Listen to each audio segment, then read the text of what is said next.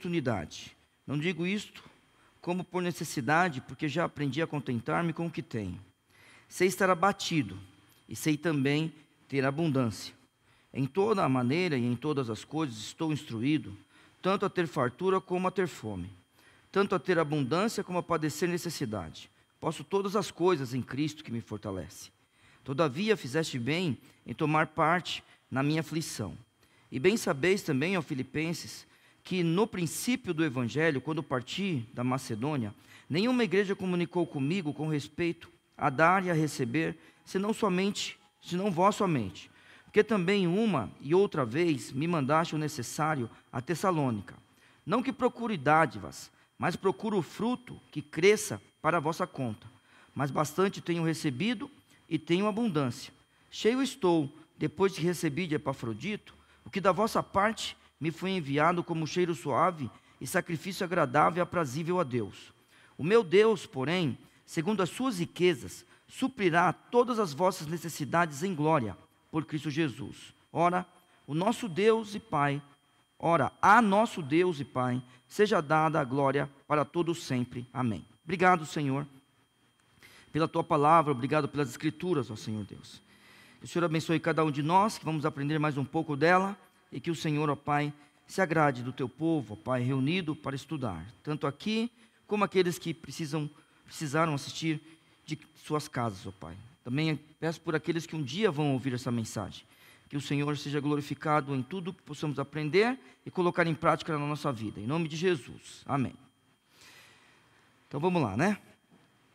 Bom, agora, depois dele falar, posso todas as coisas em Cristo que me fortalece, todavia fizeste bem em tomar parte da minha aflição, ele termina a parte que eu falei na semana passada, não que procure dádiva, mas procure o fruto que cresça para a vossa conta. E aí ele pega e fala de oferta mais uma vez. Aí ele vem e fala assim, ó, mas bastante tenho recebido, aí ele continua, e tenho em abundância, e cheio estou. Então vamos lá. Esse irmão, que é um missionário, ele não precisa de nada. A gente sempre tem que lembrar disso, porque ele sabe que ele pode todas as coisas em Cristo que o fortalece. Mas agora, irmãos, parece que aconteceu uma coisa especial na vida e ministério desse homem. O que acontece é que ele tem bastante, tem o suficiente ao ponto dele falar que está cheio. E veja só, nesse momento da vida de Paulo, né, ele tem tanto que ele fala assim, mas bastante tenho recebido, e tenho abundância, cheio estou. Ele exagera ao falar de como está a sua vida neste momento. Nós não podemos esquecer que esse irmão passou por dificuldades em sua vida, tá? Estou falando deste momento aqui. Neste momento, ele parece que exagera quando ele fala do quanto ele tem. E aí, a gente tem que pensar assim, ó. Lembra da semana passada que eu falei com os irmãos sobre uma amizade? Toda amizade, ela pressupõe que seja recíproca. Então, por exemplo, vamos lá. A gente é amigo, não é? Só eu dou licença para você? Como é que é uma amizade? Hein? Só eu que faço a gentileza para você? Você não gosta de amigo assim. E eu também não gosto de amigo que só quer fazer as coisas para mim. Eu já falei para os irmãos isso daí. Sabe aquele amigo? Não, só ele paga a conta. Não, só você paga a conta, procura outro amigo, porque ele não serve para mim. Eu não quero que aproveite de mim, nem quero aproveitar de ninguém. Lembra? Aqui a conta é comercial também. Essa ideia aqui é de amizade. E ele falou no verso 17, não que procuro dádivas, mas procuro o fruto que cresça para a vossa conta. Ele tinha recebido uma oferta e ele queria pagar isso. Só que eu e você, a gente sabe que ele não pode pagar. Mas é interessante essa ideia do povo filipense entregar algo para Paulo e ele falar que a conta deles vai crescer. E aí ele vem e fala que ele tem bastante, que ele tem o suficiente, ele tem abundância, ao ponto de estar cheio. Muito bem, ótimo. E aí ele pega e fala assim, depois que recebi de Epafrodito. Essa é a segunda vez que Epafrodito aparece. A primeira vez, foi até o pastor Viana que trouxe a mensagem naquele dia. Vai lá para o capítulo 2. Olha só. Capítulo 2. Veja só quem é Epafrodito. Julguei contudo necessário mandar-vos Epafrodito, meu irmão e cooperador, e companheiro nos combates, e vosso enviado para prover as minhas necessidades. Quem era Epafrodito? Um membro da igreja dos Filipenses, um companheiro de Paulo, alguém que estava auxiliando. Daí olha só, veja de novo o texto. Julguei contudo necessário mandar-vos Epafrodito. Verso 26, porque tinha muitas saudades de vós todos, e estava muito angustiado de que tivesses ouvido que ele estivera doente. Então veja a intimidade aqui, entre Epafrodito, os irmãos filipenses e Paulo. E de fato esteve doente, quase à morte. Mas Deus se apiedou dele, e não somente dele, mas também de mim, para que eu não tivesse tristeza sobre tristeza. Por isso vou-lo enviei mais depressa, para que, vendo-o outra vez, vos regozijeis. E eu tenha menos tristeza. Recebei-o, pois, no Senhor, com todo gozo, e tende-o em honra, porque pela obra de Cristo chegou até bem próximo da morte, não fazendo caso da vida, para suprir para comigo a falta do vosso serviço. Irmãos, aqui é um testemunho do capítulo 2, né? Excelente de amizade entre a igreja e Paulo, e veja, entre agora Epafrodito e Paulo. Epafrodito vai e passa quase a morte, mas agora está junto com os irmãos. Foi ele que levou a oferta. E aí, a Bíblia diz assim, no verso 18. Mas bastante tenho recebido e tenho abundância. Paulo diz assim, cheio estou depois que recebi de Epafrodito, o que da vossa parte me foi enviado. E aí, irmãos, eu quero que os irmãos percebam o que é um apóstolo. Um apóstolo, uma das funções dele, eu tenho explicado isso para os irmãos, vez após vez, e todas as oportunidades que eu tiver, eu vou fazer isso. Ele traduz para nós o Velho Testamento. Então, olha só. Paulo vai dizer assim agora. Só para os irmãos, só para fazer mais sentido, né? Cheio estou, depois de receber de Epafrodito, o que da vossa parte me foi enviado, como cheiro suave, cheiro de suavidade e sacrifício agradável e aprazível a Deus. O que ele está fazendo aqui? Ele está ecoando o Velho Testamento. O que um apóstolo vai fazer para ele ensinar para a gente o que significa o Velho Testamento? Ou ele vai escrever assim, assim diz o Senhor. E aí eu não sei se ele tinha uma cópia do que estava escrito no Velho Testamento, se ele sabia de cor aquilo. Quando ele fala assim, assim diz o Senhor, se você for lá no texto, vai estar escrito praticamente a mesma coisa. A grande questão é que daí, aí, irmãos, assim, tecnicamente eu não tenho condições de falar determinadas coisas, né? Mas eu sei a diferença entre algumas coisas, vocês também sabem. Tem um texto chamado Massorético e um texto que é chamado Septuaginta. A Septuaginta é o texto do Antigo Testamento em grego. Agora, Paulo conhece os dois. Então é por isso que talvez de vez em quando você olha para o texto e ele não estará igualzinho, está na sua Bíblia. Porque se o texto que a trinitariana usa é o massorético, se ele por acaso estiver citando a Septuaginta, tem diferença. Entendeu? Certo? Outras vezes ele vai falar de memória. Então o texto vai estar quase igual. E outras vezes é assim. Ele está ecoando. Fecha a sua Bíblia, para você ver onde está escrito. Êxodo, capítulo 29.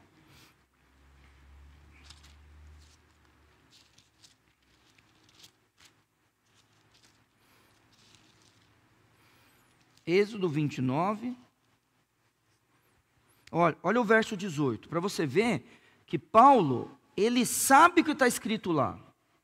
Só que também, na minha opinião, dependendo de como o apóstolo está escrevendo, não faz sentido ele citar o texto do jeito que estava. Olha só o que está escrito no verso 18 de Êxodo 29. Assim queimarás todo o carneiro. Aqui, o que é isso aqui? É um holocausto, certo? Assim queimará todo o carneiro sobre o altar. É um holocausto para o Senhor, cheiro suave, uma oferta queimada ao Senhor. Você percebe? Ele está ecoando o Velho Testamento. É uma ideia.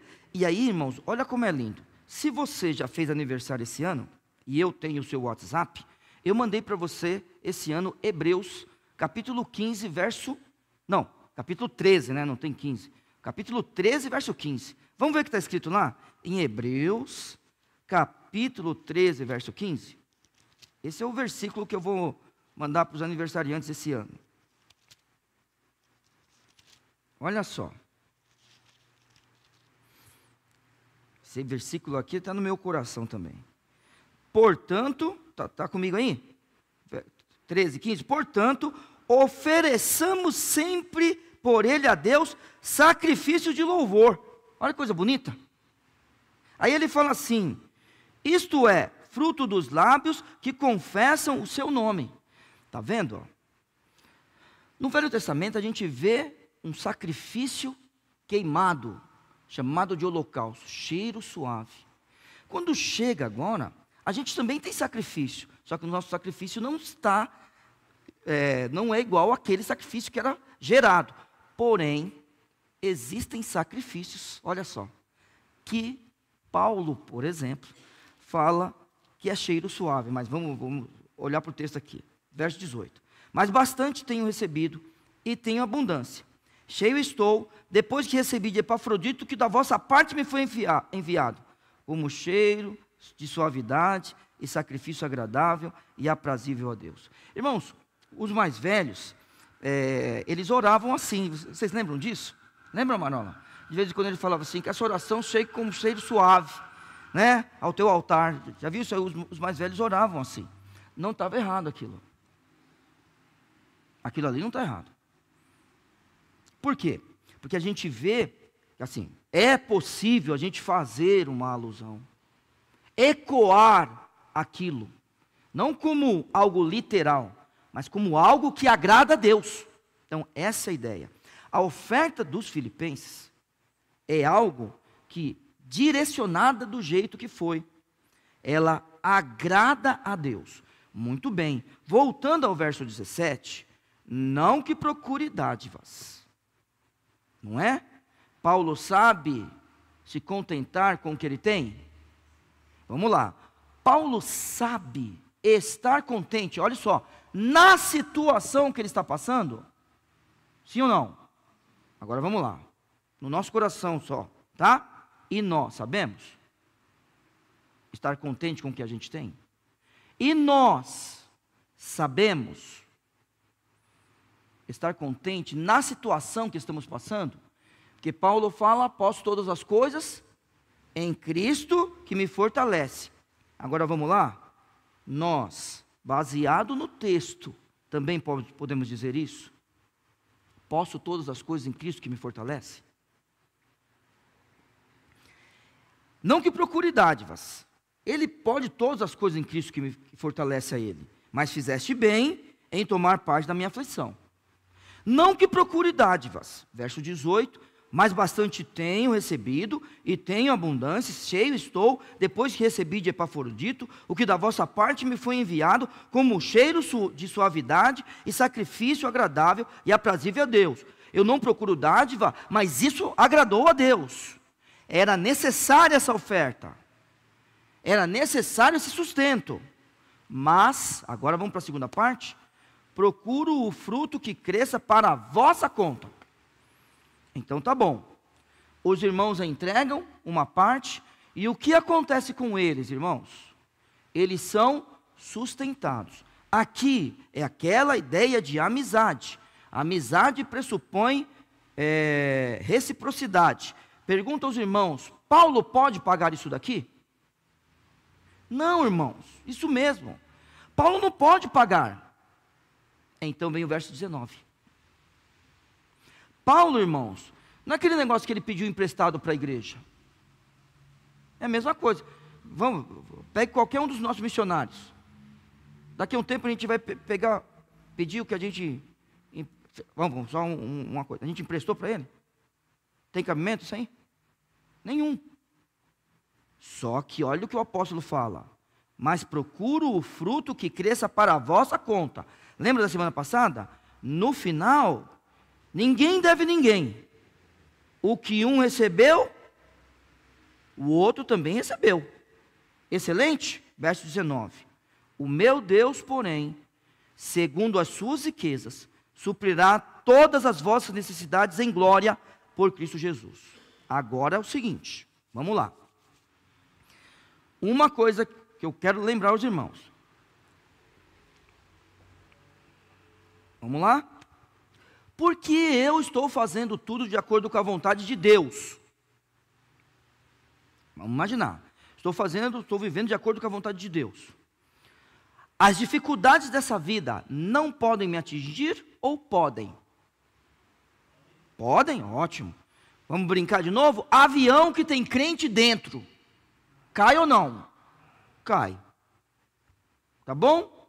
Carro que tem crente dentro. Bate ou não?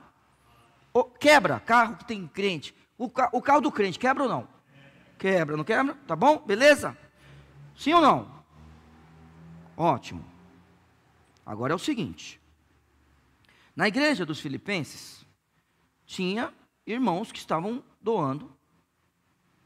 E é o seguinte, Paulo, a vontade de Paulo é que o fruto cresça para a vossa conta. Então ele diz, o meu Deus, porém, segundo as suas riquezas. Então vamos lá. Deus é dono do quê? Tudo. Tudo. Então vamos lá. Deus pode fazer, quantos tem aqui hoje? 2, 4, 6, 8, 10, 12, 14, 16, 17, 19, tem um aí dentro ou dois? Aí dentro, tem um ou dois? Não, vocês dois e aí dentro. Vocês, tem um, então, contei quantos aqui, já perdi a conta, nego. Tem 20 ao todo, pronto. Se ele quiser fazer da gente 20 milionários aqui, 20, ele faz ou não? Tem gente que quer. Tem gente que quer.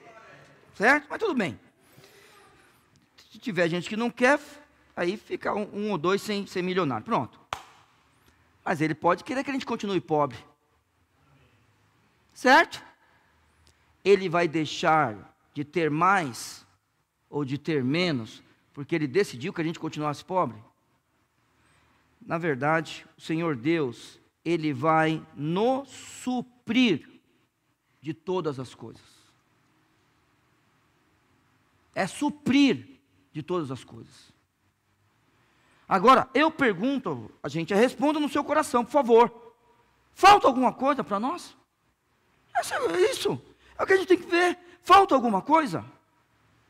Aí, o que é ser feliz?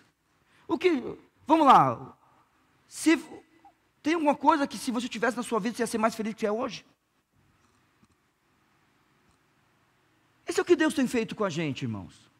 A questão é que a gente vai chegar lá hoje, uns com família, outros morando sozinho, uns com problemas, outros com o problema é que ele não sabe nem o que vai acontecer ainda, e Deus está lá com a gente, suprindo todas as coisas, suprindo, porque nas nossas dificuldades, sabe o que tem acontecido? Deus tem nos sustentado, e tem sustentado essa igreja. É isso que tem acontecido comigo e com você. Então, eu entrego alguma coisa na minha vida. Vamos imaginar, os irmãos entregaram uma parte do tempo para vir à igreja hoje. Os irmãos entregaram. Agora, a gente não vai dizer que isso também é agradável ao Senhor, cheiro suave. Entrega algo a Deus. Tudo bem? Entrega. Entrega seu dinheiro, entrega seu tempo. Entrega sua vida. Você tem um ministério. Você entrega, e Deus, Ele te supre das necessidades que você tem naquilo. Qual é a sua necessidade hoje? Ele não está prometendo solução. Deus nunca prometeu solução. Por que Ele não promete solução? Porque é o seguinte, você pode ter certeza, a gente vai fazer uma pesquisa aqui. Nós 20, tem pouca gente, não tem? 20? Numa igreja tem quase 300, ter 20 aqui é pouco, não é? É pouco, não é 10% da igreja. Não é 10% da igreja. Não é pouco? A gente faz aqui, ó, entre a gente. Se a gente colocar num papel as coisas, é que eu acho que a gente já é mais maduro, mas se a gente colocar no papel, talvez, vai ter muita discrepância no que está faltando na nossa vida. Só que Ele está suprindo todas as nossas necessidades. Todas as nossas necessidades. Quer ver uma coisa? Ó, eu sempre falo com os irmãos da tecnologia, né?